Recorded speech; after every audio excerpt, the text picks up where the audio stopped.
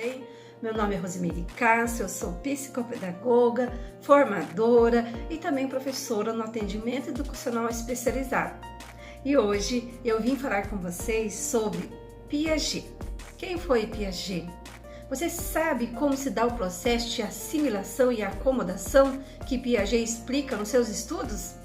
Pois é, o conhecimento para Piaget é um processo baseado na interação do sujeito com o objeto de ensino. Essa interação implica na possibilidade de assimilação do objeto às estruturas que, por suas vezes, se modificam, sem que não há assimilação. Piaget considera a assimilação o processo pelo qual o objeto do conhecimento sofre transformações para que possa ser incorporado e acomodado o processo pelo qual o organismo se incorpora. O objeto do conhecimento se transforma. Então, quando há assimilação e acomodação, o objeto do conhecimento se transforma.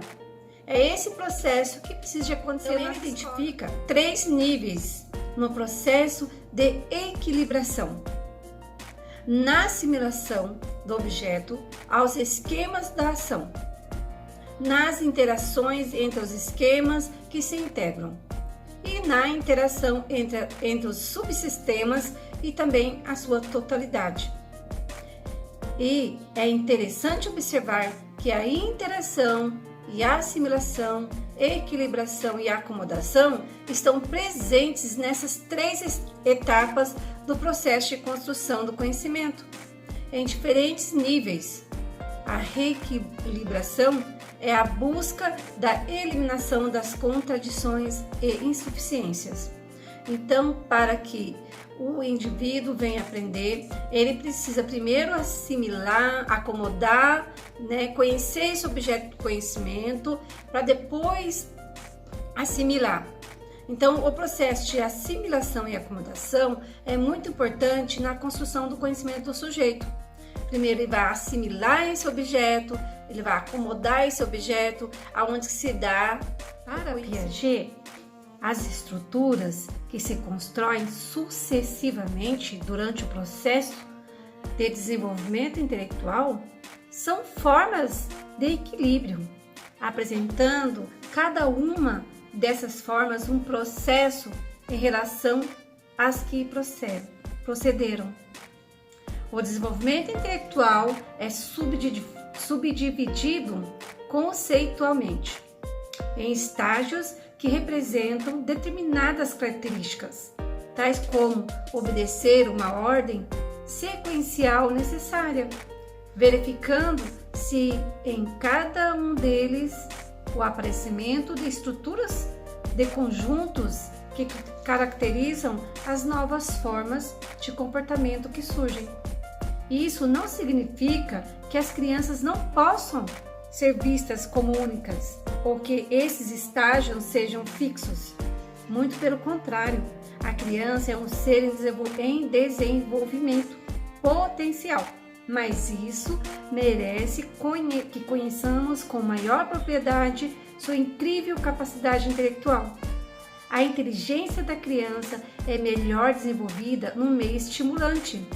O funcionamento que permite que o ser humano adaptar-se ao mundo em que vive se realiza através de 2 processos fundamentais, o da assimilação e a acomodação.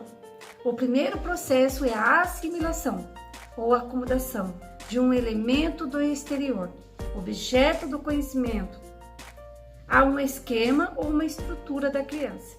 O segundo processo é o da acomodação ou modificação do esquema ou de uma estrutura em função das particularidades do objeto a ser assimilado pela criança. Adaptar-se a um objeto novo, a criança, por exemplo, no estágio sensório-motor, aplica sobre ele seus esquemas de ação, olhar, sugar, pegar, balançar. Em relação a esse objeto, há um ou vários desses esquemas. Muitas vezes, entretanto, o objeto, ao ser assimilado, impõe resistência de maneira que os esquemas dos quais ela dispõe não são suficientes para assimilá-lo. Ocorre então a acomodação, ou seja, a modificação do esquema em ocorrência da resistência que o objeto oferece a ser assimilado. E isso denota puro processo cognitivo aprendizado. A criança modifica seus esquemas pelo processo da acomodação. O meio oferece matéria-prima para que ocorra o desenvolvimento intelectual.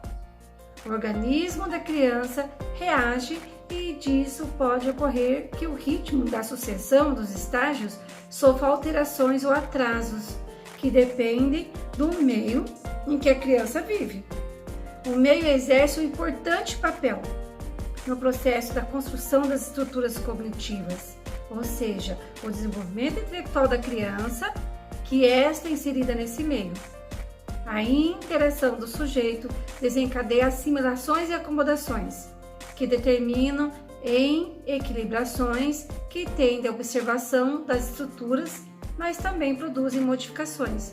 Isso quer dizer que a criança pequena precisa aprender apoiados naquilo que sabem, formando esquemas e conhecimentos mais elaborados. Então, por exemplo, eu tenho um paciente na clínica que ele está no 4º ano, ainda está no nível silábico alfabético, não tem conhecimentos sobre situações matemáticas, não entende o processo da multiplicação, da adição, da subtração. Então, o que acontece? Essas etapas desse indivíduo de acomodação e assimilação foram queimadas. Ele não aprendeu suficientemente dentro do seu estágio cognitivo o que precisaria ser aprendido.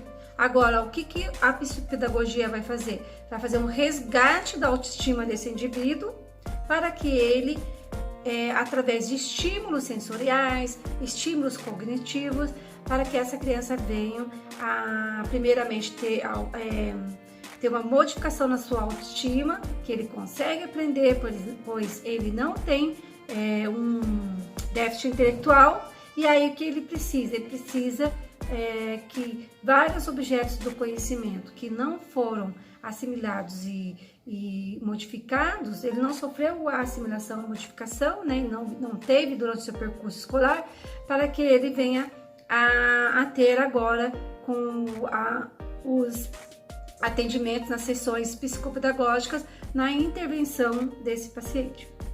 Então, vamos estudar mais sobre Piaget, eu vou falar sobre as modalidades de ensino, tá? Fica aqui, se inscreva nesse canal, que estarei postando mais vídeos para vocês. Até lá!